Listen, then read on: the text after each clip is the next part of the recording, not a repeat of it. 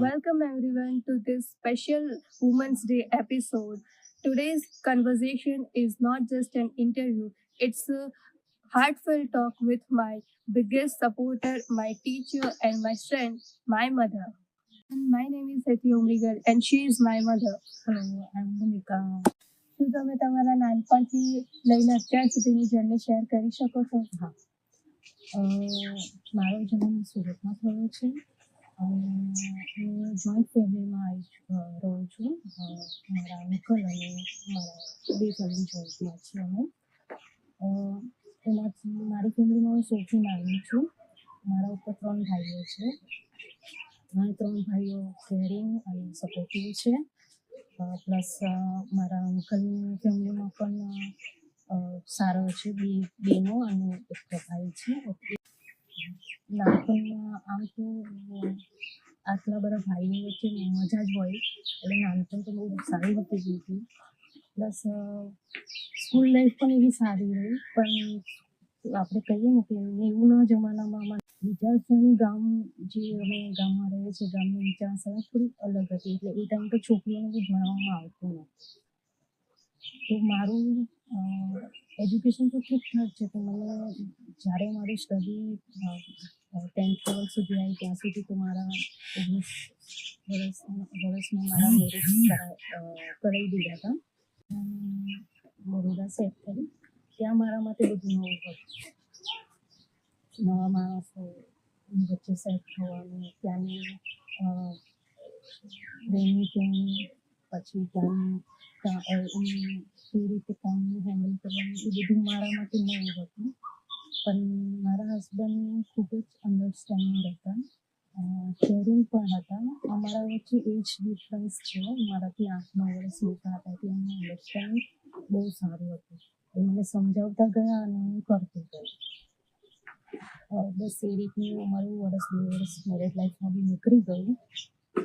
2004માં મારા ફર્સ્ટ બેબીનો જન્મ પણ થયો. એનું નામ છે જાનવી. પછીથી વધારે જિમ્મેદારી આવી ગઈ અને બસ રૂટીન લાઈફમાં જે ટાઈમ બોન્ડ થાય તો જિમ્મેદારી વધી ગઈ. અને આ રીતના મારી 1.5 વર્ષના ગેપમાં 2 છોકરીઓ આવી ગઈ. 1.5 વર્ષની ગેપ છે દરેક છોકરીઓ વચ્ચે. 2004માં જાનવી, 2006માં હિતુ અને 2008માં દિવ્યા. બધા સરખા છે, એટલે હેન્ડલ કરવું થોડું અઘરું પડતું હતું, પણ થઈ ગયું. તમારા નાનપણની સૌથી યાદગાર ક્ષણો કઈ છે અને એમાંથી તમે કોઈ સ્ટોરી કહી શકો છો? મારા નાનપણની સૌથી યાદગાર સ્ટોરી મારા માટે માય મોસ્ટ ફેવરિટ હીરો મારા પપ્પા. જેમ કે હું પહેલા સવારમાં મેં તમને કહ્યું હતું કે હું ઘરમાં બધાની લાગી છું. એમ હું મારા પપ્પાની ફેવરિટ હતી. કે મારા પપ્પા ક્યાંય જાય તો મને લઈ જતા હતા. જેમ કે મૂવી જોવા, શોપિંગ કરવા, પછી કંઈક બી આમ આવ્યું હોય તો ત્યાં મને લઈ જતા. ગાર્ડન છે. તો મારા પપ્પા મારા માટે બેસ્ટ હતા. ક્યાંય જાય તો અમને લઈ જતા. અને હા, કપડા શોપિંગ માટે અમે ઘરમાં પહેલાં હું તમને કહું તો 3 બહેનો, મારા અંકલ. તો એમના મારા પપ્પાને પહેલેથી છોકરીઓ બહુ આવે, એટલે 3 બેબીઓ માટે કંઈક નવું લઈ આવતા, ફરવા પણ લઈ જતા. મજા આવતી. સૌથી નાનપણ સ્કૂલ લાઈફમાં યાદ કહું તો શેરીઓના બધા છોકરા, શેરીઓ મીન્સ મોહલ્લો, શેરીઓના બધા છોકરા ભેગા થઈ અને ગેમો રમતા. એ ટાઈમ પર મોબાઈલ હતા નહીં, એટલે ગેમો રમતા. તો નાનપણની ગેમોમાં જેમ કે ડબ્બા સ્પાઈસ, પછી સાંકરી, પકડદાવ, જે એકબીજાને પકડવા દોડે, ખોખો, પછી દોરડા કૂદવાનું, લંગડી દોડ, બરાબર, આવું બધું રમતા. એમાં સૌથી યાદગાર કિસ્સો છે મારો ડબ્બા સ્પાઈસ. તો ડબ્બા સ્પાઈસ રમતા તો ડબ્બો દૂર ફેંકતા, દૂર ફેંકતા, પછી એક છોકરો લેવા જાય ને ડબ્બો નાખે ત્યાં સુધી બધા સંતાઈ જવાનું. તો અમે બધા સંતાઈ ગયા. તો મારા બાજુમાં એક નાનું સરખું ઘર છે, તો ત્યાં અમે બધા એકી સાથે બધા સંતાઈ જતા. અને એ આંટી છે ને મસ્ત જુવારના રોટી બનાવતી અને મરચાંની ચટણી. તો સૂકી જુવારની રોટી અને મરચાંની ચટણી. તો અમે કહીએ આંટી શું બનાવ્યું? તેમ કે આ બનાવ્યું. તો અમે એ આંટી પાસેથી રોટી પછી મરચાંની ચટણી લઈને પાછા સંતાઈને ચાદર ઓઢી અને સંતાઈને બધા છોકરા છોકરી ખાઈ લેતા. અને પછી હું શોધવા આવે તો બધા ભેગા નીકળતા બહાર, આમ થપ્પો દઈને, અને પછી ડબ્બા આઈસ કરતા. સરસ. તો તમારી લાઈફમાં તમે બધા ચેલેન્જીસ કઈ રીતે ફેસ કર્યા? બાળકો ઉછેરવું, વર્ક, ફેમિલી.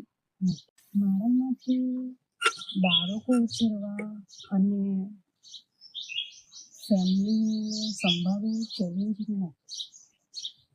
વુમન્સની ગોડ ગિફ્ટ જ છે કે ગોડ ગિફ્ટ છે કે બાળકોને કેવી રીતે ઉછાળવા, ફેમિલીને કેવી રીતે સંભાળવું. હું એને ચેલેન્જની રીતે નથી જોતી, હું એને હેપીનેસ તરીકે જોઉં છું. બાળકોને ઉછાળવા એક એઝ અ પેરેન્ટ્સ તરીકે હું ખુશીની વાત છે કે મારું ન્યૂબોર્ન બેબી, એને અમે કેવી રીતે ઉછેરીશું, કેવી રીતે સંસ્કાર આપીશું. પ્લસ રોજ હું કંઈક નવું શીખવાનું, મજા આવે. અને એ શીખી જાય ને તો ત્યારે એવો આનંદ થાય. એના ફેસ પર સ્માઇલ હોય, આપણા એઝ અ પેરેન્ટ્સ તરીકે આપણા ફેસ પર સ્માઇલ હોય. જેમ કે પેલું બાળક હસતા શીખે તો કેવું હસે ને આપણને બી આમ હસાવે, તો એ મજાની લાઈફ કહેવાય. એટલે મારા માટે આ વસ્તુ ચેલેન્જિંગ ના કહેવાય. જ્યાં સુધી ફેસ કરવાની વાત આવે છે કે ચેલેન્જ ફેસ કરવી, તો નાનું મોટું તો દરેકના ઘરમાં હોય છે.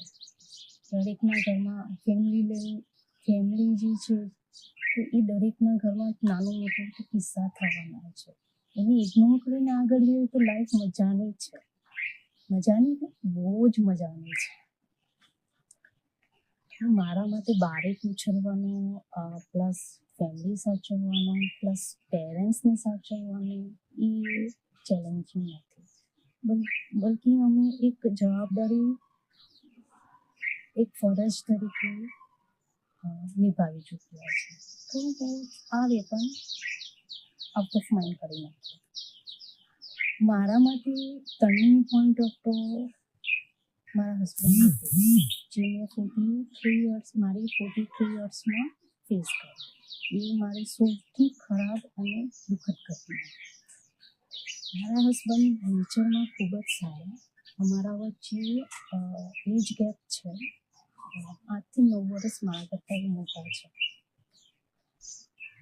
પ્લસ એમનું અન્ડરસ્ટેન્ડિંગ અને કેરિંગ સ્વભાવ માટે જાણીતા બી છે. સોસાયટીમાં બી આ વસ્તુથી બહુ જ લોકો એમનાથી પ્રભાવિત છે. હેલ્થમાં તે બી સારા છે, હેલ્ધી હતા. પ્લસ પોતાની હેલ્થમાં બી બહુ જ આમ કાળજી લેતા હતા કે ના નહીં આમ કરવું, સારા હતા. પ્લસ એ સૌથી સારું એમનામાં ફેમિલી ટાઈમ અને ફેમિલી સપોર્ટ એ બહુ સરસ કરતા. એનું ગ્રુપ ઘણું મોટું હતું ફ્રેન્ડ્સ ગ્રુપ, પણ ફેમિલીની ઇમ્પોર્ટન્સ એ પહેલાં આપતા. ઓફિસથી જ્યારે છૂટીને ઘરે આવતા તો બધા જોડે બેસીને જમવાનું. પ્લસ જમીને ઊભા થાય પછી 2 કલાક, મિનિમમ 2 કલાક એમની જોડે બેસવાનું. બધા છોકરાઓને 3 છોકરીઓને વારાફરતી પૂછશે કે આજે તારો દિવસ કેમનો રહ્યો. એમની દિનચર્યા પૂછશે. પછી મને પૂછશે કે તમારો દિવસ આજે કેવો રહ્યો. હું કહું કે આ રીતનું કામ થયું, આજે આવી રીતના એક સોસાયટીમાંથી વ્યક્તિ આવ્યા હતા, તો આવી રીતના વાત થઈ, સોસાયટીમાં આ મેથડ છે. તો મારી દિનચર્યા હું કહું, પછી ભલે એ રેગ્યુલર કામ કેમ ના હોય, સૂઈ ગઈ ત્યાં બધું રેગ્યુલર બેઝ પર જે બી આપણું આવે એવું એમને કહું. પછી અમે બધા એમને પૂછે કે તમારો દિવસ કેવો રહ્યો? તો એમની ઓફિસની વાતો કરશે કે આજે બોસ આવી રીતના હતા, આજે આ ભાઈ આવી રીતના હતા, એની ઓફિસની દિનચર્યા. આ અમારું રૂટીન લાઈફ હતું. એકબીજાને પૂછવાનું કે ઘરેથી આવે તો ઘરેથી આવે તો આ રીતના અમારું આ એમનું રેગ્યુલર હતું. અને પછી ફ્રેન્ડ સર્કલમાં ફ્રેન્ડ્સની જગ્યા રહેતા હતા અને ફેમિલી પણ મોસ્ટ ઇમ્પોર્ટન્ટ એમના માટે ફેમિલી હતું. બહારથી કોઈ ફ્રેન્ડ્સ બોલાવે કે ચલો અહીંયા જવું છે આપણે જઈએ તો કે ના મારો ફેમિલી ટાઈમ છે. એને સીધું ના કહી દે કે ના મારો ફેમિલી ટાઈમ છે. હા, અને જ્યાં બી જાય એ ફેમિલીને લઈને જતા. એમનામાં આ બહુ સારું હતું. અને એમનાથી ઘણા એવા અમારા સોસાયટીના જે મેમ્બર્સ છે એ ઘણા એવા એમનામાં સુધારો આવી ગયો કે ના અમે પણ અમારા ફેમિલી ટાઈમે જે ઓફિસથી ઘરે આવે જમીને સીધા બહાર નીકળી જાય ગપ્પા લડા એવું નહીં. હવે એ પણ પોતાની ફેમિલીને ટાઈમ આપતા હતા. એટલે એમના લીધે ઘણા એવા પરિવાર સુધારો થયો છે. અમારા વચ્ચે અન્ડરસ્ટેન્ડિંગ જે મેં પહેલાં બી કહ્યું હતું કે અમારા વચ્ચે અન્ડરસ્ટેન્ડિંગ બહુ સારી હતી. બહુ એટલે બહુ સારું હતું. એકબીજાને બહુ સારી રીતે અમે સમજી લેતા હતા. જ્યાં મને સમજ ના પડતી હતી તો ત્યાં એ મને બહુ સારી રીતે એકદમ આમ પ્રેમથી સમજાવતા હતા. આજ સુધી મેં એમને ગુસ્સામાં નથી જોયા. હા, ઓફિસના કામમાં એ ગુસ્સો કરતા હતા પણ આજ સુધી મેં એમને ગુસ્સામાં પણ નથી જોયા. આ વ્યક્તિને મારા મેરેજના 21 વર્ષ કમ્પ્લીટ થયા હતા પણ 21 વર્ષ સુધી અમારામાં એક પણ ઝઘડો એવો થયો નથી જેને હું યાદ કરું. ઝઘડો થયો જ નહીં કે તો ચાલે. સૌથી મોટી દુઃખદ ઘટના આ જ હતી કે અમારા વચ્ચે હવે ગયા નથી. મારો સૌથી ખરાબ ટર્નિંગ પોઈન્ટ મારા માટે આજ મેં ફેસ કર્યો એ બી એ એજમાં 43 યર્સમાં. તો તમારી લાઈફમાં સૌથી હેપીએસ્ટ મોમેન્ટ શું છે એઝ અ મધર કહીએ તો? એઝ અ મધર મારી લાઈફમાં હેપીએસ્ટ મોમેન્ટ મારી 3 છોકરીનો જન્મ. મારી છોકરીઓ ખૂબ જ સમજુ, આજ્ઞાકારી અને સંસ્કારી છે.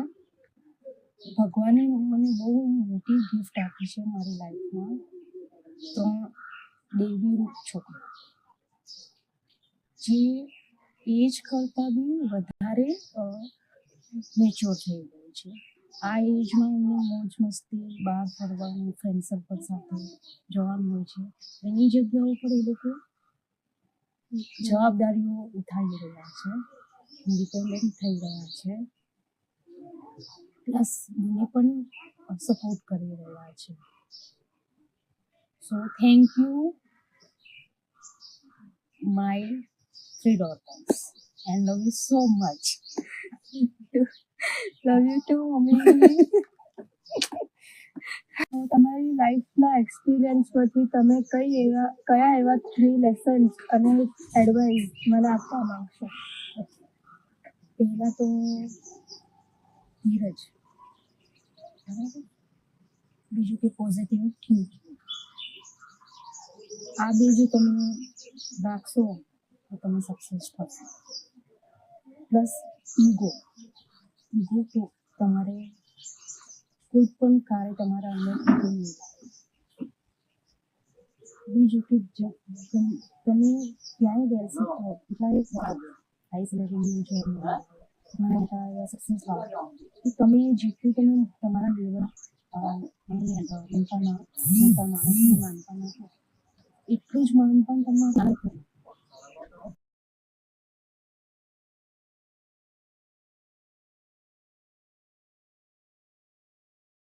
તમે મને કોઈ ખરાબ એવી કન્ડિશન કે સિચ્યુએશન આવી હોય તો મેં ક્યારેય ગિવઅપ કે રડતા મને જોયા નથી. મેં એને હસીને હેન્ડલિંગ કર્યું છે. તો હું તમને એ જ એડવાઇસ આપવા માંગીશ કે તમારી લાઈફમાં ક્યારેક આવી વસ્તુ થાય કે ઘટના ઘટે યા ખરાબ એવી સિચ્યુએશન આવે તો ત્યારે તમે ગિવઅપ ના કરતા. હસીને હેન્ડલિંગ કરો. અને બીજું એક એક્સ્ટ્રા હું તમને કહેવા માંગુ છું કે તમે ગમે એવા સક્સેસ થાઓ યા તમારી હાઈ સેલેરી જોબ હોય તો એમાંથી અડધાનો અડધો ભાગ જરૂરતમંદ લોકો હોય એને તમે થોડી હેલ્પ કરો સ્ટડી માટે, જેને પૈસાની જરૂર હોય. તો મારી ઈચ્છા એવી છે કે તમે ગમે એવા મોટા થાઓ તો એ નાના ભૂલકાઓ જેને સ્ટડી કરવાની ઈચ્છા હોય તો એમને તમે થોડી હેલ્પ કરો તમારા તરફથી. તો ચલો હું આપીશ તમને. ભૂખ્યાને ભોજન કરાવો, આપણા ગુજરાતીમાં કહેવત છે કે ભૂખ્યાને ભોજન કરાવો પૂન મેળવો. તો તમે એવા ગરીબ બાળકોને જમાડો. મંથલી તમે એક કામ કરવાનું કે કોઈ એક છોકરાને સ્ટડીમાં હેલ્પ કરો યા ભૂખ્યાને ભોજન કરો. For sharing your experience and wisdom with us. This conversation means a lot to me, and I learn many valuable things from you. Thank you for being part of this podcast. This moment is truly very best moment of my life. Thank you so much to you. Love you.